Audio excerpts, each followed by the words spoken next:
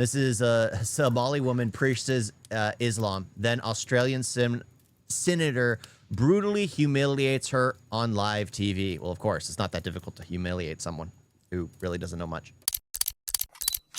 You were talking about stuff you don't know anything about. Like, okay, I'm not going to attack you personally. What my frustration is that people talk about Islam without knowing anything about it, and they're willing to completely negate any of my rights as a human being, as a woman, as a person with agency, simply because they have an idea about what my faith is about. Oops, I forgot how fast it's going. That just lets you know how slow that other video was, right? Excuse me, Islam to me is the most feminist religion. Right? A nationalist, they call me. Very patriotic. Love my country. No doubts about that. Does that include people like me? What I made it quite clear. It's a Sharia law. I don't want to. Okay, all right. Sorry. This Somalian activist didn't realize what she was getting into the moment she made one brazen statement about Islam. Watch how she was nearly eaten alive by an Australian senator who didn't take her comments lightly at all. I was a part of a bigger power entity once before. That didn't work too well for me and others. That'd be the first thing. And, Baldy. you know, you've got to be able to sustain that power and that resilience and that resistance. Quite frankly, I don't think one nation has it. You know, the problem, right, is that She's a son in women form. She's just nonsensical. I don't think she knows anything. I don't think she knows anything. Truly anything. we're talking about One Nation as if there's some sort of party that has platforms that aren't deeply xenophobic, that aren't deeply divisive, that aren't trying to kick people like me out of this country simply for being Muslim, right? We're talking about One Nation and the fact that liberals in WA want to preference One Nation, which clearly says to me, we actually don't care about any of the values we talk about. From the very beginning of the debate, it was clear that the two central figures were coming from completely different worlds. On one side was Yasmin Abdel-Majid, the Australian Somali activist known for promoting Islam as peaceful and progressive. Anyone who's everyone needs to at least read opposing beliefs. Everyone has to read opposing beliefs. You could just throw them out. I gave him the way to go there, and he didn't, and he waited for me to sit back. Yeah, and then he comes back. To Yeah, push me. The dog's being a pest right now. Everyone needs to read opposing beliefs. They just have to in order to get a grasp of how some people actually think. On the other side sat Jackie Lambie, the straight-talking senator from Tasmania who never sugarcoats her opinions. Their clash started with a question about migration and democracy, and quickly turned into a fiery argument about Islam, Sharia law, and what it really means to belong in a country like Australia. All we want to do is stay in power, right? We love power so much that we are willing to send our preferences to a party that, like, have you gone to the website and looked at their economic policy? It is unbelievable. There is nothing there. There is literally nothing there that makes economic sense, right? And so the fact that we're discussing, I'm sorry. I think Yasmin opened with passion and frustration. She talked about One Nation, a political party she accused of being xenophobic and divisive. Her tone was emotional. She complained that these politicians were trying to push... Always use emotion. They always use emotion. Nothing else. That's all they have.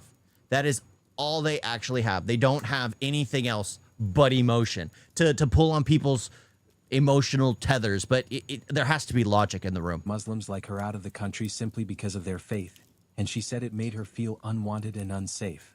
up on that now. I think people are onto them. I'll tell you what I'm going to do is just move on to the next question. Sorry. Of course, It blows my mind. Like, One Nation wants to ban Muslims. They're talking about halal. Her focus was on discrimination, fear, and the idea that power was being used to silence people like her. Jackie Lambie, on the other But hand, the thing came in is, with a people completely like her different are tone. usually silenced in her religion. Yeah, yeah. Well, so the thing is, the concept is to have a few outspoken people like her in a belief that make other people, especially like the white-skinned women that fall on emotion and prey on emotion easily, to easily believe that, oh, this person who believes in this is like, remember, we once saw that video where it was a white woman who practiced Islam telling other people to stop. It was ridiculous, absolutely ridiculous. But it's like they have those in places in order to just convince a narrative. And then eventually Sharia law takes over, and then, well, there's no say anymore. There's no. Yeah, they don't no longer have a voice. but they pushed for that in the first place. It's crazy that a lot of people think, oh, and then it was like, no, it was the other side that did it. It's just, yeah. She spoke about the need to protect vulnerable Australians first. She mentioned pensioners living on the poverty line, children stuck in addiction, and the government not doing enough for its own citizens. But before then, this senior citizen asked one of the most pungent questions of the entire session. With demise of dictatorship in the world, Wasn't Ilhan Omar just got deported? She should be. I mean, she's basically caused treason. She's a traitor to the nation. She needs to be in prison, not deported, in prison. But again, nobody listens to a random U.S. And our voices don't matter. Like chicken defending KFC. Yes, basically, that's what she's doing. That's what she's doing. That's a good way of putting it. there has been a mass migration of people between continents. People bring with them different cultures, experience, expectations. This mixture of people, some of them oppressed for a long time, has put the meaning of democracy in question. Question about freedom of speech, freedom of expression, women's liberation, equality of all genders, which are separate from religion, are misunderstood. Is it not the time for democratic leaders of the world to identify that and define the rules so that migration doesn't disturb the peace and harmony of the community? Okay, I'm going to. Yeah, that's something that's true. Migrants should know the laws of the nation they're coming into. That should be one of the things. If they need to be educated on it, put them into camps. Put the migrants wanting to refuge into camps until they know the laws of the nation. Start with Jackie Lambie because she has Yeah, like suggested community colleges, but make it for the immigrants. Yeah, and lock them in. Lock them in. They're not allowed out until they know that, targeting children is against the law. Taking advantage of women is against the law. Like all the stuff that's happening in Europe and some other places, some states in the U.S. is against the law. They need to be taught that in the beginning. They absolutely need to be taught that in the beginning, because a lot of these people will go in and be like, oh, I didn't know it was against the law. And then they're re-released into the public to do the same thing over again. Well, that's primarily Europe, but it happens everywhere. Mao. Yeah. You need to educate these people. They come in and then they cause massive amounts of problems and then claim they didn't know the law of the nation. Well, I guess they need to be educated. new rules around migration. Well, I have, and I'm happy to talk about the full face covering that we've done. We'll come to that. Right. But, I mean, let's stick with migration first. That's a question about migration. And I mean, earlier this month or last month, you Let her reportedly speak. said Australia should follow Donald Trump's path. Well, I've actually said it in the past, and what I've said is I would rather look after our own backyard first, which we're not. We're actually taking from the poor. So that's, somehow when we've got 1/3 of our pensioners, our age pensioners living on or below the poverty line, something needs to be done. And if that means I knew that guy was we need to put a Indian. hold or a back And then they showed the wife. The wife, and then he's like, oh, okay, yeah, he's Indian. Yeah. ban on that for 2 years to fill in that gap to make sure that those people in our own backyard get what is needed. So be it. I've got isatics out there everywhere. I've got kids at 11 and 12. I can't get them into rehab centres because the government doesn't want to spend the money on them. We need to look after our own back. The turning point arrived the moment Lambie confirmed that she believed any person who supports Sharia law should be deported. That single sentence. Yeah, it's against it's completely against the law of the nation. It's completely against the law of the nation. And then, of course, the people will go like, God's law is far above man's law. No, it's not. No, it's not. Strike me down for saying it. Oh, I think I'm good. I think I'm right. Snapped the debate into high tension. Yasmin's reaction was instant. She was shocked, almost offended, and immediately asked if Lambie even knew what Sharia was. Interrupt. Did you say to the advocate in Tasmania that we should follow Donald Trump's example by deporting all Muslims who support Sharia law? Yep, that's correct. Anybody that supports Sharia law in this country should be deported. So do you know what Sharia law is? Yes, but it doesn't What have do you equal know what rights. it is? Are Me you praying for Sharia law? Of course, Do me you? praying 5 times a day is Sharia. Okay. Right? Like basic. What about the equal rights for women? What about? Yeah. What about daily rights? So She came in prepared. She studied and learned the actual the tenets of Sharia law, so that way she could talk with this moron who's just like, oh, it allows me to pray 5 times a day. I can bow down in the middle of the road because I wasn't aware that I'm supposed to do it at this point in time and day. And they cause obstructions and all that. Oh, yeah. They believe Islam is superior than the Constitution. Yes, they do. They do. A lot of people are like that. And that's the thing. The problem is someone like this paints an entire religion in a bad brush. Always the worst make everyone look bad. Everyone look bad. That's just how it is. Just like the scammers in India. India is now known as a scamming nation. It's just, it's how it is. So everyone's gonna paint all Muslims with a one brush because everyone sees the worst of the worst of the worst. The ones who believe that that old text is more important than probably the morals it probably taught them, or something completely different. Human rights. Yeah. Then actually the laws of the nation, when we've grown up thousands of years, or a couple thousand years later, like 1 to 2,000 years later, and we have learned. Completely separate from Oh, so now you can be a Sharia law supporter and be half pregnant at the same time. What are you Come talking on. about? let's You just- are talking let's just about try and stuff have you one don't person. know anything about. Like, okay, I'm not going to attack you personally. What but law? my frustration is that people talk about Islam without knowing anything about it, and they're willing It's not. to. It's Islam. It's Islam.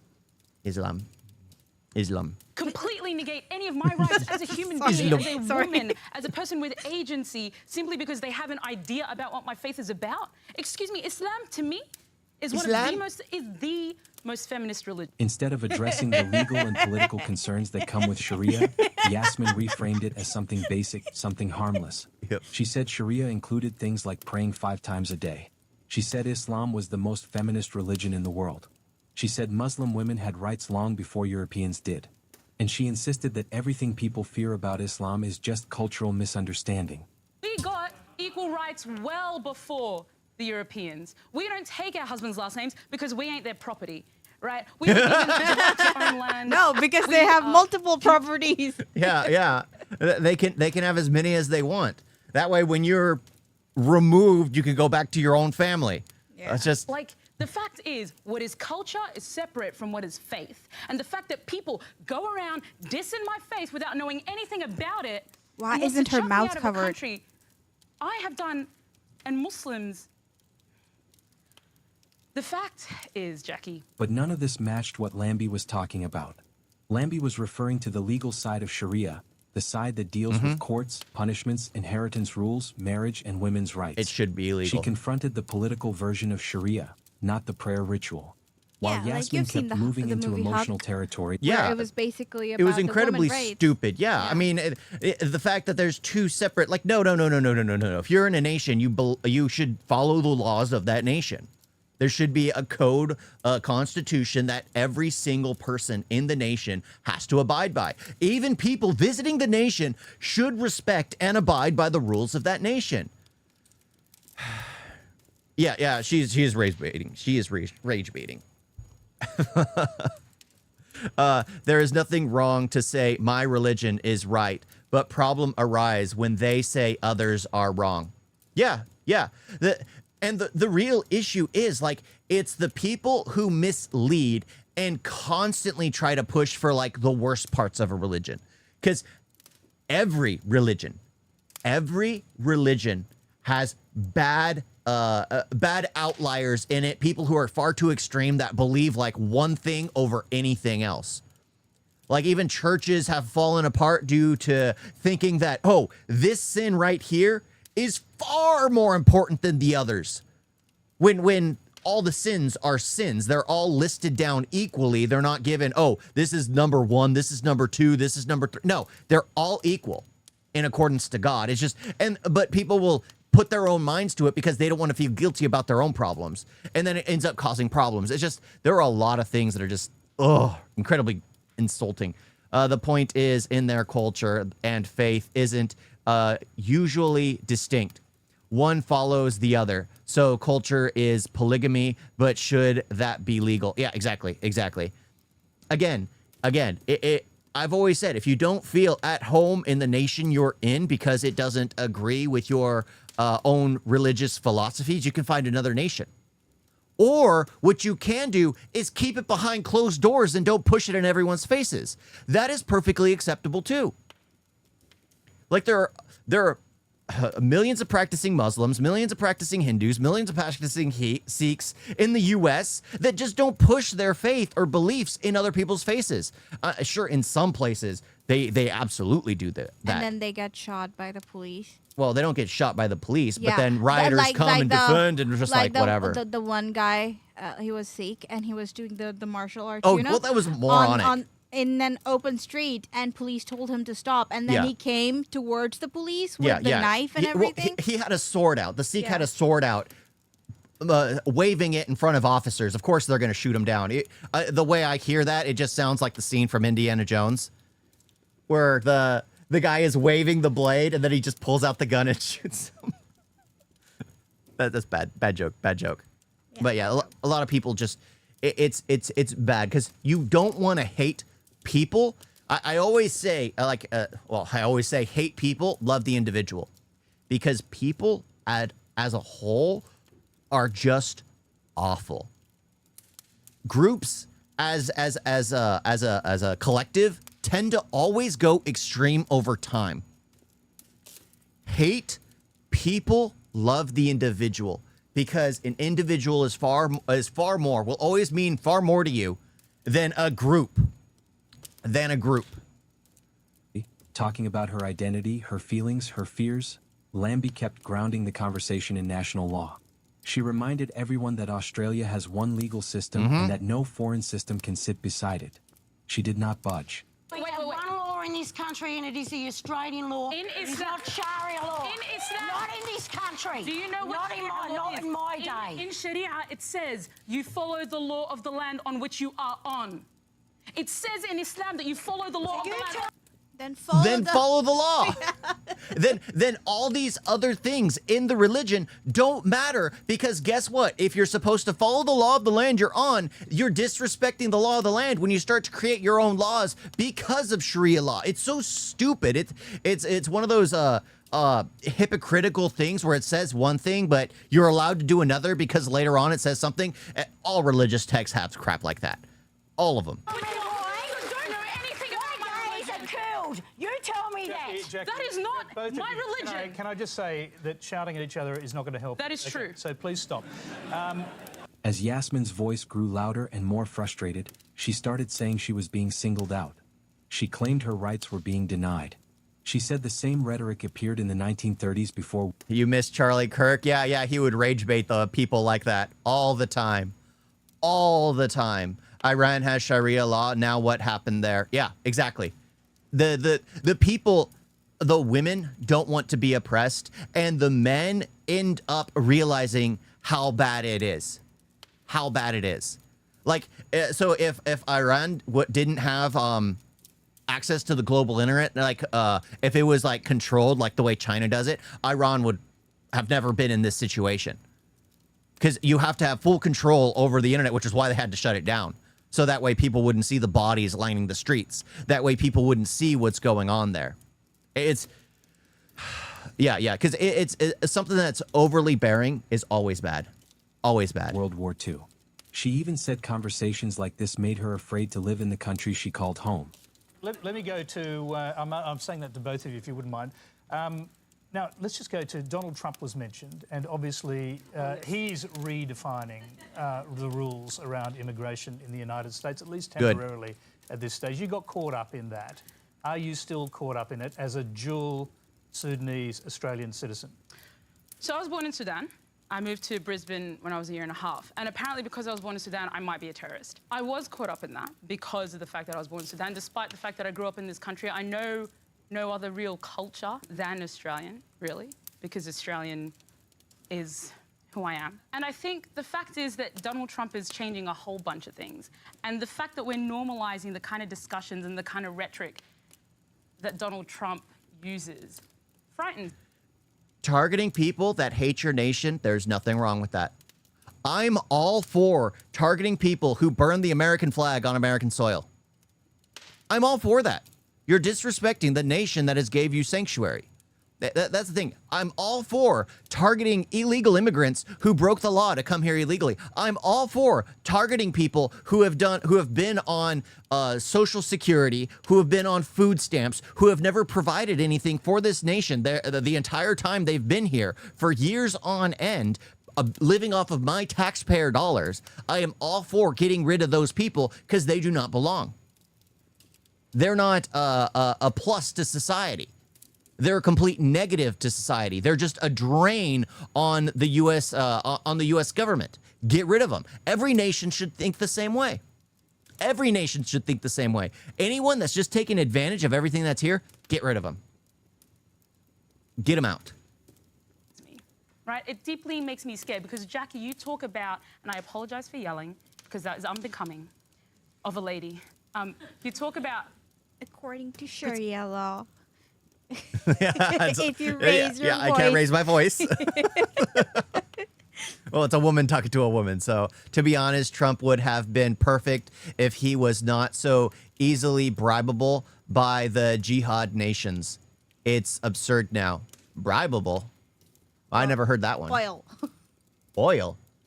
Well, I guess that's why we went into Venezuela. We got a good deal there. But I don't think he's been bribed by Iran. But he did ask for them to release. That's the thing, is like he asked for them to release the captives. But what's the point at that point? They're going to release them. And then after it all settles down, they're going to go to those people's houses and kill them. That's just what's going to happen. Yeah. So you have to, like, dictatorial regimes, as soon as there's, like, cracks in the infrastructure like there is in Iran, you have to take them down. You have to take them down. Affecting Australians? Well, I am Australian. I have gone around the world talking about how much I love Australia. Just wait, right? And so it hurts me deeply, right, when my elected representatives don't want to have me in this country simply because of my faith or because of where I was born. And I think this kind of rhetoric is what we saw pre-World War II. We saw it in the 30s, the same kind of othering. They are different, they're not like us, they do stuff that we don't accept. I back you 100%. We should look after people that are vulnerable in this country. I will back you to the hilt on that. But that is not mutually exclusive to being generous to those that are coming in. Her frustration was clear, but it did not strengthen her argument. It only made it more emotional. Yep. Lambie, it's always emotional based. It's always emotionally driven. Because there are problems. Like, that's the thing. Always it leans into emotion to try and control the narrative, to try and pull at people's heartstrings because they're easy to target when you can get them feeling all sappy about things. then delivered the line that changed the entire energy of the room. Let me just put this to you. Do you accept that some of the things you say can come across as being quite hateful to others? To a minority. Well, if that's a minority, but this is for the majority, this is what But, I mean, the majority want. Oh, The girl! majority want to feel safe, be safe, and Donald Trump, if he wants to put that and put those on hold for 3 months, he has every right to do so until he can work out exactly what is going on. If that's going to keep America safer, just like it's going to keep Australia. So, you know what? Stop playing the victim. Stop playing the victim. We've had enough. Stop playing the victim. Stop playing. May I ask you this? May I ask you this? Your ban got lifted. Get over it. Oh. It was at this moment that Lambie cut straight through the emotional shield Yasmin had built. But before we show you what the senator said next that took every color off Yasmin's face, let's see what another panelist thinks about the issue. I want to just hear from our other panellists. And again... I hope I didn't incite this sort of... I don't think the other panelists matter in this conversation. You've been a bit of a voice of reason. What do you say? Tony, you know, this might be great theatre. And I know that Q&A is as much about the contest of ideas as it is about anything else. But I have a view about democracy, and I don't think I'm alone here. I think democracy is principally about social cohesion. Yes, the contest of ideas is important, but principally we are here to try and find how we can live together better. How do we do democracy better?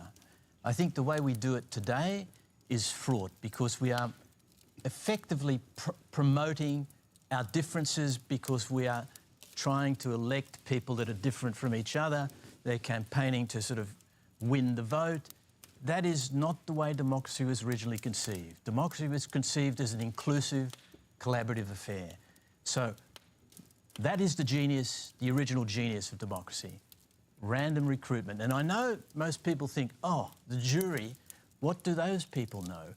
But with these projects that are being done around the world, in the last 10 years or so in particular, hundreds of citizen juries, here in Australia, dozens, they prove, they certainly demonstrate there's a real capacity for everyday people to address complex issues and come up with sensible recommendations to government. At this point, a member of the audience raises her hand to ask one very thought-provoking question. And this question will allow you to do it. It's from Jennifer Hartley. Thank you, Tony. As the behaviour of flamboyant politicians, both here and overseas, is consuming much of the media airtime. Trump. It's easy to forget, and the ruling Conservative Party is drifting further and further to the right, that it's easy to forget that at the last election, the majority of Australians did not vote for a hard-right conservative social and political agenda. The Liberal Party has traditionally been a broad church where there's been a wide range of views from deeply conservative to progressive. But this shift further and further to the right, isn't this a betrayal of the majority of Australians who did not vote for a hard right? Okay, I'm going to start with James Patterson on this, and you can reflect on the other conversation. Yeah, look, I don't think it's true that Liberal Party's drifted to the right. I think we remain a broad church. Yeah, I know that might not be a popular view, but it's the truth. You should come and attend a Liberal Party room meeting sometime. The breadth of views and issues that are raised and the different perspectives are raised are pretty... It's funny, the West started, or the America went more right, and then Australia followed suit, and like... It's going to be a whole snowball. The more it happens, the more people clean up the nations, the better it's going to be for everyone. They got more freedom than any Muslim country. What they want more than that. Yeah. Yeah. What could they want more than that? Well, again, it's playing the victim card. It's absolutely playing the victim card. He's playing a victim in order to... She's playing the victim in order to get sympathy, in order to get invited on more talk shows, in order to make more money. The whole thing is a grift. Sad but true. I mean, how many people, especially like in the US who are like streamers, make a grift off of like wars? Like there were people who made it incredibly rich and wealthy on like Twitch talking about Palestine, Israel. It made no sense to me. It's like, why the heck do we have anything to say about that? I mean, the only thing we can say is like our taxpayer dollars pay for the Israel, but that's about it. That's about it. I have no say about what's going on over there. But yeah, the whole thing's a grift. Majority is a grift because most people who leave these very, very Sharia law strong nations go to other nations for more freedoms. They go to other nations for more freedoms, and right now it's just like, ugh. Remarkable. And I think that's a really healthy thing. I think it's one of the great strengths of the Liberal Party. And I really appreciate, as a Liberal backbencher, the freedom that we are given to speak out on issues that are important to us, to speak out to our conscience, and even to cross the floor if we feel sufficiently strongly. That's not something that most of our political opponents have. Most other parties have a much tighter party discipline. And so they may show to the public a narrower frame of view, but that doesn't mean they don't have that diversity in their party. It just means that... Democratic leadership isn't supposed to be lopsided or showing more favors to any special leanings, like leftist or rightists. But let's hear what the panelists said next. Is Malcolm Turnbull in any danger at all of losing the middle ground? Because obviously he had the potential to take the middle ground from the Labor Party, the middle ground of the Liberal Party, and possibly even a number of Greens, and occupy the centre of politics. Are you at all concerned that he appears to have moved back, perhaps reflexively, to become more a creature of the party? No, Tony. In fact, I think the opposite's the case. If the Liberal Party is losing any support, it is on our right flank, not in the centre. All the activity in politics at the moment with Corey Bernardi and One Nation is on many issues to our right of centre. So I think the Liberal Party is and remains a party of the centre-right. which we always have been. We span, classically liberal to conservative viewpoints, and I think that's a great, diverse option to provide the Australian. Still very unsatisfied with this analysis, Yasmin doubles down. Enough. I'm so fine right now. Okay. Right, well, there you go. So the thing is, Jackie, is that... It hasn't hurt you at all. The thing is, Jackie, is that national security experts around the world have said that these sort of bans are the things that make countries less safe. It's not me saying it, it's actual experts, right? By this No, point, it's you the saying difference it. between them was impossible to miss. And every time Yasmin tried to widen the conversation into fear, historical trauma, or global politics, Lambie pulled it back to the central point. In Australia, the law of the land comes first. Security all right, people that would drive the people out of the Middle East instead of guys. staying there, making sure they've got safe havens. In simple terms, the debate ended with a clear imbalance. One woman argued from the heart. The other argued from the ground beneath her feet. One leaned on identity. The other leaned on national duty. And in a debate about law, migration, and the future of a country, it was the grounded, practical approach that won the day. Let's get Jackie Lambie's perspective on this. You're watching this as an outsider. Yeah, I am. You know what? Who represents a middle ground? I mean, you identify yourself as representing the grassroots, I think it's fair to say. A nationalist, they call me. Very patriotic. Love my country. No doubts about that. Does that include people like me? What I made it quite clear. It's a Sharia law. I don't want to. Okay, all right. Sorry. Okay, so you know what bothers me, what I find really disheartening is that these people, whether they're on Labor, Liberal or the Greens, you have to follow your party. Whatever happened to putting your state and electorate first? Whatever happened to be able to cross you can say you can cross the floor, but that's crap. You never see them do that. Even big George Christensen, the oxygen thief, is out there, I'm going to cross the floor. I'm going to cross the floor. Well, come on, big boy, let's go. Let's do it. Bring on that Royal Commission in banking and let's see you cross the floor. But you know what? This is what's missing in politics. They have ropes around their neck and they do not put their states and electorates first, and that's why you're missing out. My main objective in Australian... It should be the people. It should always be the people. The nations should always be for the people of the nation. Not foreign immigrants, not other nations. It should always be at the beck and call of the people. Politics is to put Tasmania first and fight like hell for it. And that's exactly what you should be doing at all times, not playing noddies to your leaders. There is no polite way to put it. By the end of the exchange, the Somalian activist was completely overwhelmed. Lambie didn't just hold her ground. She dismantled the emotional arguments piece by piece, exposed the inconsistencies, and forced the debate back to reality. Yasmin never recovered. In every sense of the word, she was destroyed in that exchange. What do you think? We'd like to hear your thoughts in the comments. Yeah, that was pretty interesting. Yeah, it's insane. We need people. Sad thing is, we don't have people like that anymore. It's rare to get an elected official who actually cares about the people. And those who do care about the people don't last long because they aren't politicians. They don't cut corners. They don't sell out their soul in order to keep their seat. No, the ones who are for the people don't last long. That's just how it is. That's just how it is. In politics, you have to sell your soul in order to remain. In order to remain. Ugh. All right. That's it. You okay? Okay. Yeah, that's it. That's it. Yeah, that was a long one to end it on. Long one to end it on. But yeah, it's nations should always put their people first. Their people should be at the top of the list. Their main priority. Their number one. It's sad that that isn't the case. And it's sad that that actually has to be said. The fact that we actually need to say that is absolutely tragic. Absolutely tragic. Because nations normally don't put the people first. And the politicians that come in that want to put the people first don't last. Don't last. You guys got a video?